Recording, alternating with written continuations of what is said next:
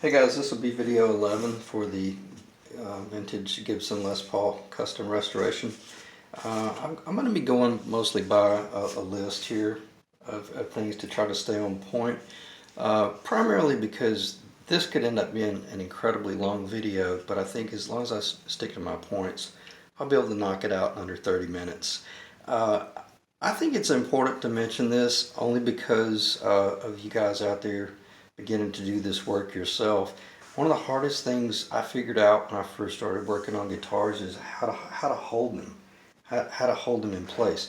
So before I go through all the list, I'm just going to knock out this first line item, and I'm going to be talking about the table, the clamping station. You must be able to maintain visual and physical connection. So you got to be able to see through it. You can't just have a bunch of clamps all over it holding it down, because that will distract your view. Secondly, in the physical connection as well, I need to be able to reach up in here and feel these lines. And I know you probably see me, all I do is rub and rub across this body, and you probably think I'm crazy, but I really have to keep a mental connection of what it is that I'm working on. It's not a nervous disorder.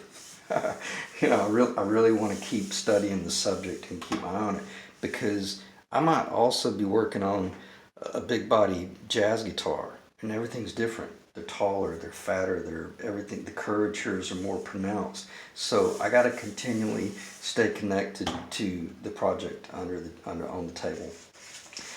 Secondly, keep all your tools. I know, and I'm the world's worst about letting stuff, you know, I'll be working with a tool, I'll set it over here, and I'll pick up the next tool and I'll set it over here, and the next thing I know, I've got a cluttered station rather than a working station.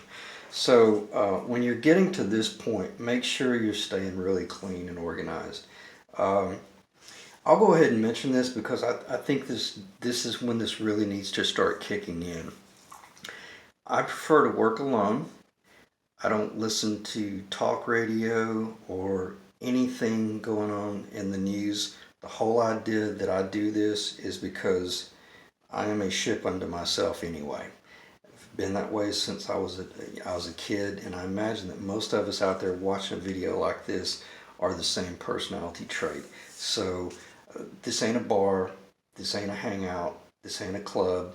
If you got friends, that's cool, but make sure that they respect what it is that you're doing, because you really need to stay focused on your project. And if you are able to cut people off, or not cut them off, but if you're able to hold them at bay and focus on what you're doing, then that's fine. Because as a general contractor, there was a point in my career where I had multiple employees and a lot of responsibility, but I was also wearing the tool belt, and I was able to juggle all that. But I really think when you're doing something like this, you're better off if you're by yourself. If you are going to listen to music or something like that, maybe just listen to some instrumental stuff. Classical, love jazz, you know, like I don't know, Ricky Lee Jones maybe. Lisa Ekdahl, check her out. Swedish singer, unbelievable. Lisa Ekdahl, Back to Earth. That's I think it's Ekdahl. She's got one CD called Back to Earth, and then another one called When Did You Leave Heaven. So I'm plugging Lisa Ekdahl there. Incredible voice. Anyway, and a great approach on the jazz standards. All right, then I'll start talking about the other stuff. So let me show you how I clamp this up. I got my table. You know, I want to protect my beat up back, as I said in the last video. Got my paper down. This is not just typing paper. This is like cardstock, 80 pounds, 60 pound, whatever the weights are. You know, set it where you need to work. If you need to do most of your working back here, let it cantilever back.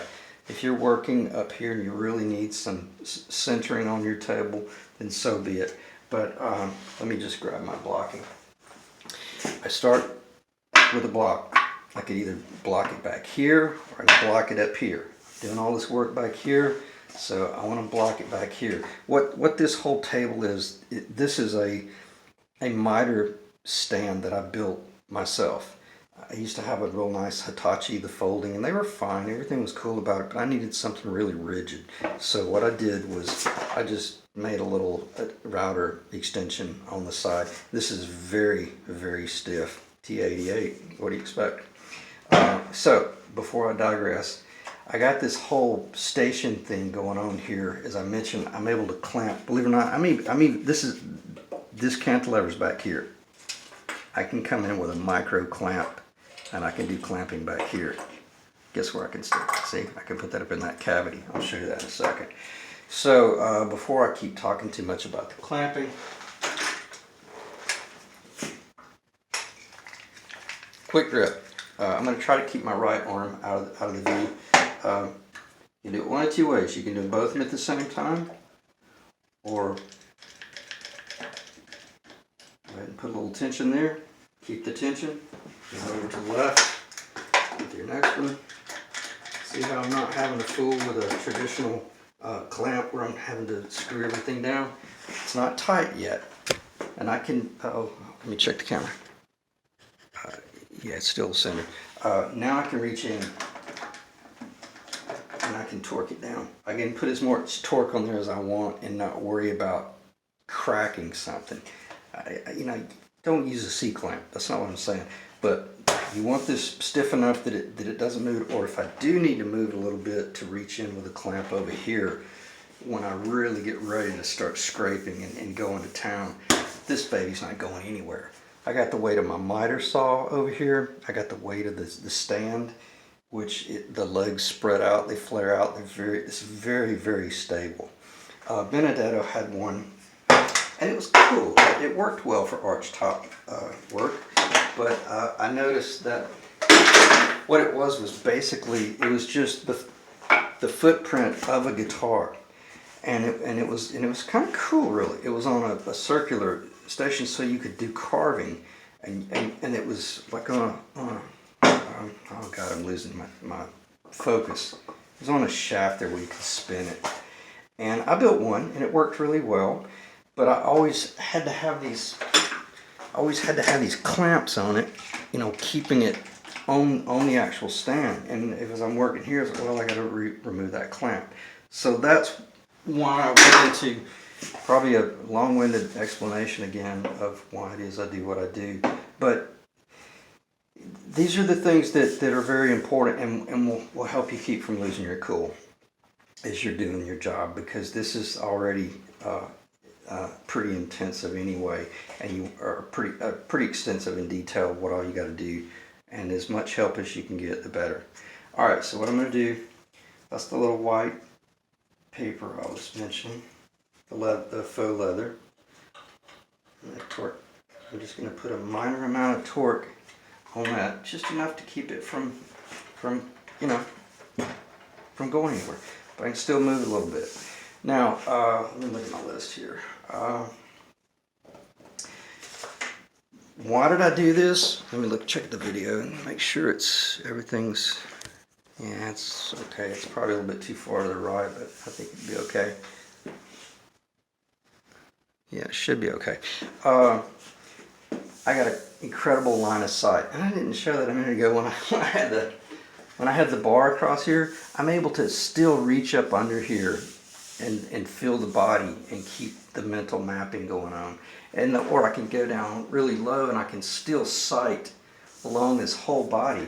Had I had it on a traditional carving stand, all those clamps would have been up there, and it would have been one more visual distraction that might have thrown me off. I got a white wall back there. I don't have any any artwork. I don't want to see anything but the guitar. Okay, next thing, contour and the compound curves as it relates to a straight line. I promise you I'm not going to spend much time with this. You got a pitch there. That's the neck angle. You got the second pitch. It's going to be like the pickup surface. And then you have the compound transition from, you would think, oh, the high point's back here. No, on this guitar, the high point's up here. It's a little strange. Typically, the high point's right there under the bridge. But I think because, and I'll talk about this later, between the Kalamazoo and the transition from the 50s, 60s, 70s, 80s, 90s, etc., they were machining them just a little bit differently. And the pitch took off a little bit sooner. But you can use these straight edges to start here and roll forward, and you can watch the gap.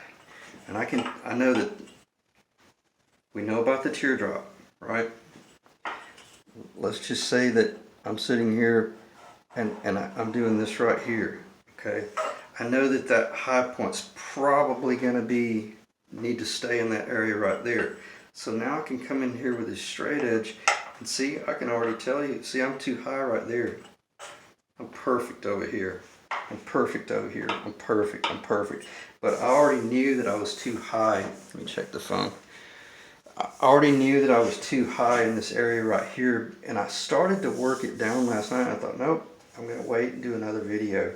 So it slowed me down as far as the progress of the job. But again, the reason I did this series is to help you guys kind of see how you don't need a router. You don't have to have a CNC machine. Every bit of this can be done with your hand, and you could do every bit of this with just sandpaper. You would be exhausted after the fact, but all this can be done with hand tools, and the understanding of how to geometrically look at and compare compound radius turns to straight lines. Here's my light. Oh, here's my flashlight. Turn this down. I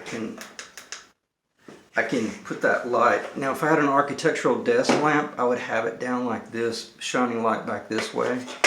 But this is good enough. I can sit on this side, and you can't see it in the camera, but I can literally I can gauge the change in what I see. If this was perfectly flat, well, guess what would happen? I wouldn't see any light. If I have the recurve, I should see the same. Well, it's kind of like back to the spring. It should be springing from one point to one point and concaving down, and it should be consistent, should it not? Maybe not.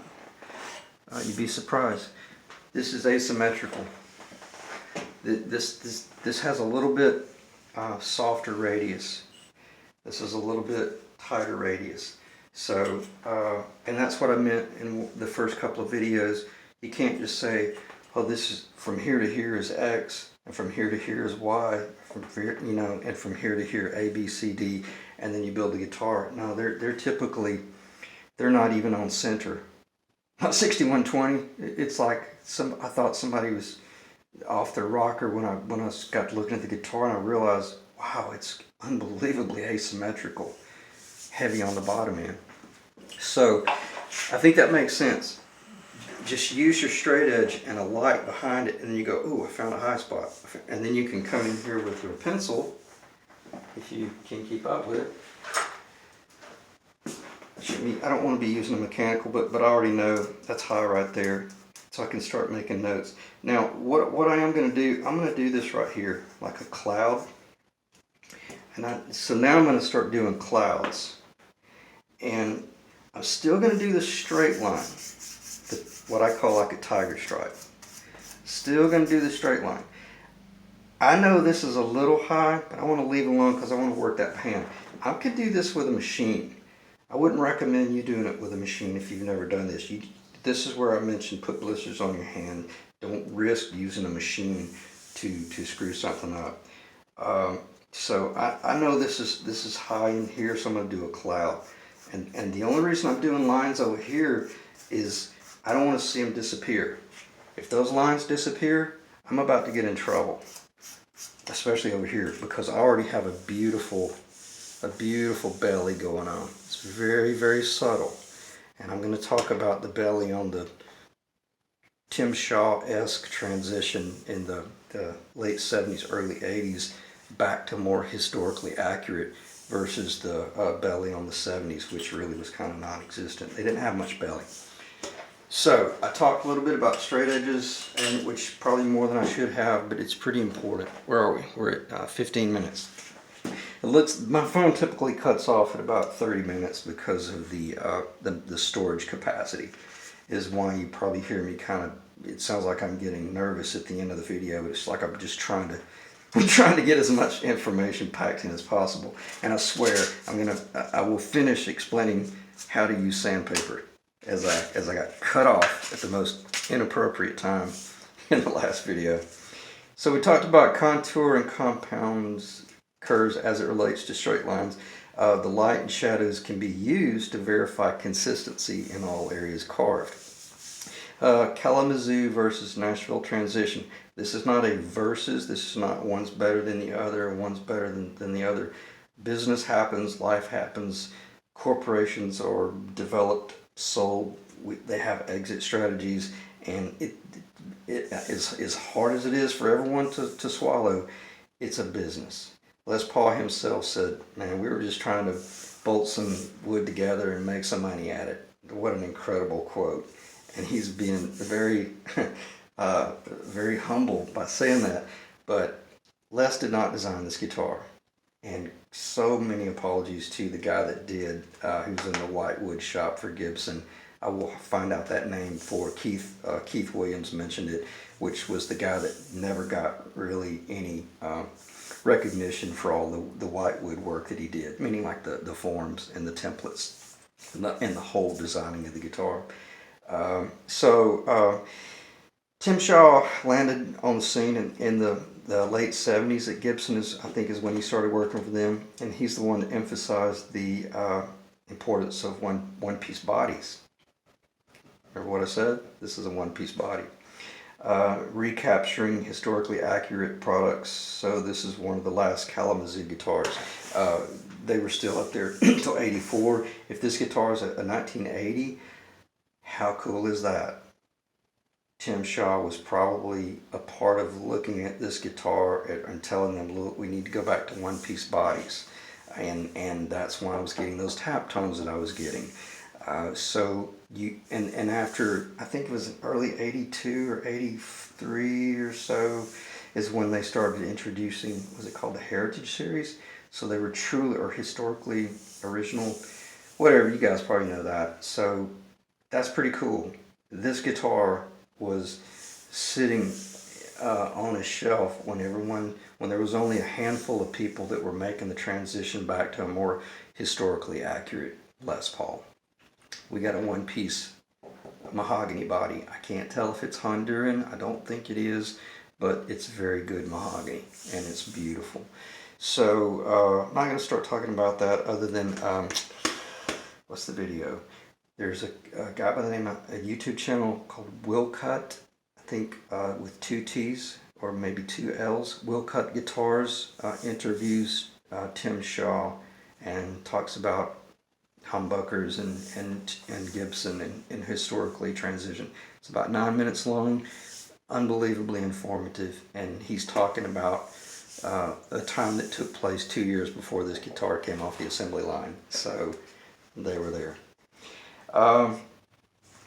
Discuss/demonstrate power tools versus hand finishing, and then we'll talk about final call. Is this the final call? And the answer to that is no.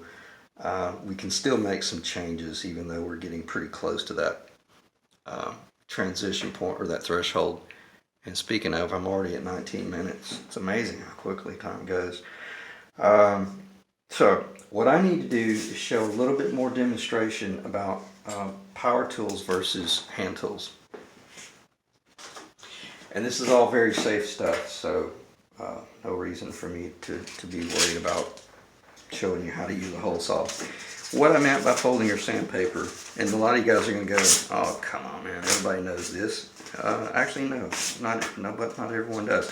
This paper is designed with a bit of a sticky back to it, which is brilliant. But if you fold it over roughly about the size of your hand, or the size of your fingers, now if you start trying to push this way, when you really start pressing into it, the paper's going to start wanting to roll, and it's going to start coming apart on you. If you stay straight, then you're able to really, as I mentioned at the end of the video, where when I ended down here, I was going to say, oh yeah, I really can feel what I was going to say. I could still feel ripple, where even though it looked like it was coming together, there was a hell of a lot of ripple left. And I was getting ready to go around like this right here. Let me grab a clamp. And here's another reason why I like the quick grip. Let me make sure it's on the video. Make sure it's, let me double check this. Yeah, that looks pretty good. So soft. Let me see if this is on the video. See my little, look how quick that was. I think that's still on. I'm sorry about the lighting over here. It looks like it's a little bit dark. Maybe it's not.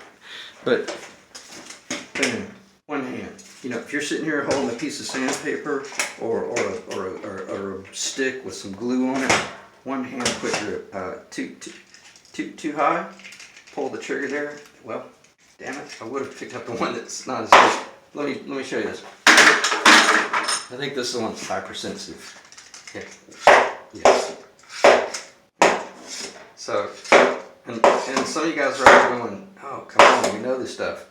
No, not everyone knows this stuff. But when I'm sitting here holding something that I'm getting ready to do something, I realize, oh God, the body's moving. I can grab this quick grip. Don't put the thumb on it. See how fast that was? She ain't going anywhere now. So now I can come in here and really get busy doing some work. And I go, well, okay, I better keep this level rather than risking my hand causing waving out here. So what do you do, man? Just you know, you come in here and just kind of, that'll help you keep a straight edge or a straight corner. Okay, here on the side. See how, a lot of you guys know this, but you'd be surprised. There's a lot of guys out there that they think that you have to have some sort of special tool for everything you do. Man, I'm telling you, man, just pieces of maple are incredible. And you're, I'm maybe too close to the phone, I apologize about that. But this little block right here with 220 on it, it's amazing what I can do with that right there. Look how quickly those pencil lines are going away. And when a pencil line does go away, stay away, get away from it. Don't stay in that spot, you'll create a valley. So you see, and I can, even with this little thing, I can feel the guitar. I can tell you exactly where the curve is going. And when I get a mental map of that, I can come over here and I can tell you that's high. Man, I feel it. It's almost like a knot. You can't see it when you're looking at it, but there's a mass that needs to come off right there. Now, when I say mass, keep in mind, I have transitioned into thinking of this the way a machinist would think of building an engine or doing precision machine work. When I say mass, we're talking, I'm now talking like in the thousands. This is 20,000s, or this is 10,000s, or 2,000s. I'm getting down to the point where that's probably 7,000s that I want to take off. I don't know what a business card is. That's thinner than a business card. So, on that note, I talked about the sandpaper. I'm going to, let me check the phone, 23 minutes, almost 24. Pull this around a little bit. Now, the question is this going to be in my way? Where does my tool need to go? This will be fine. I'm only going to show you this briefly. Safety glasses, critical. Harbor Freight, $2, save your eyes. Incredibly comfortable. Switch gears. It's a different grinder. It's a powered grinder. And I may just pull the, oh, I'm sorry. I don't even know if it was in the camera. Just, you know, a little $15, I don't know, Big Lots or something. This is crazy. I bought this thing up in Franklin, Tennessee, like 15 years ago. I thought it'll last about 2 weeks. I've had it forever. It's just incredible. All right, what I do want to talk about here, and let me grab the phone. I want to show you something. Harbor Freight, variable speed control. Not for a power tool that has a variable speed trigger. This is variable speed control for like a router. I can, if I'm running really big bits on my router, I switch down into low. See, that's the, I'm sorry, that's the variable down there, and that's the full speed right there. Or off is in the middle. I put it on the bottom, and this dial, turn it to the right, it's high, turn it all the way to the left, and it's low. So now I can, now when you hear the power tool, you'll know what I'm doing. So earbuds out, or either turn your volume down. 3, 2, 1. You ready? All right.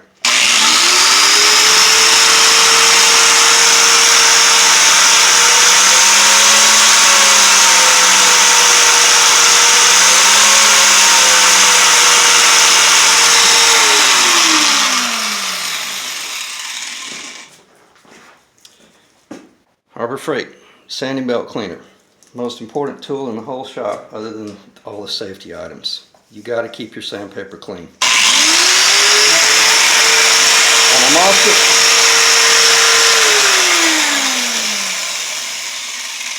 I'm also going to demonstrate to you what would happen if you hit something on the wrong side.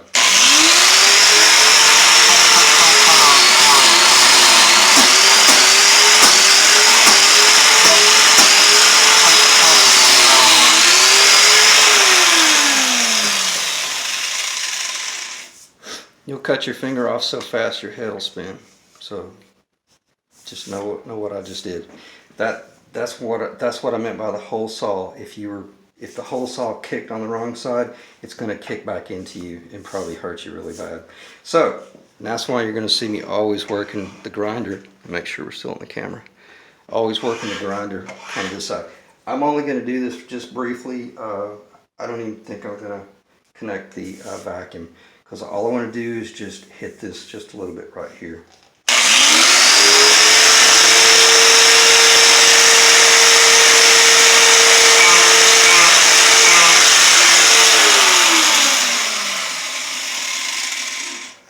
Stay in the cloud. Make sure you stay in the cloud. It's like your caution lines right there. That's, you don't, I'm not going to do anything over there. I'm just focusing on this.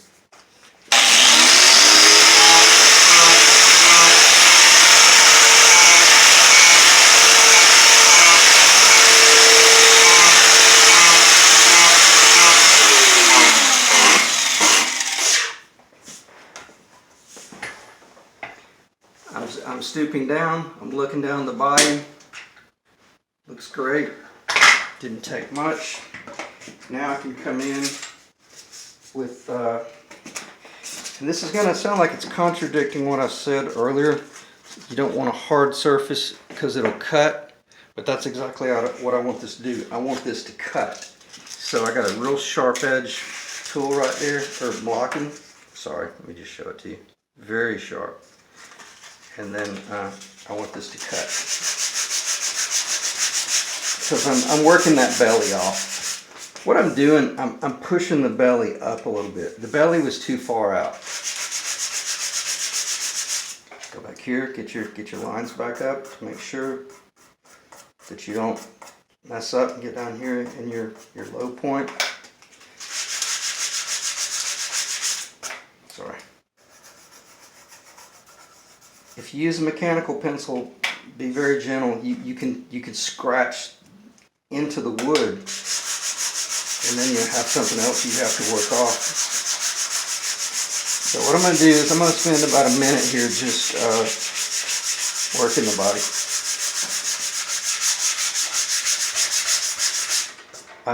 Well, I did hit it just a little bit. What mistake did I just make? I let the tool drop down. Keep that cocked up a little bit. So what I'm going to do, I'm going to change.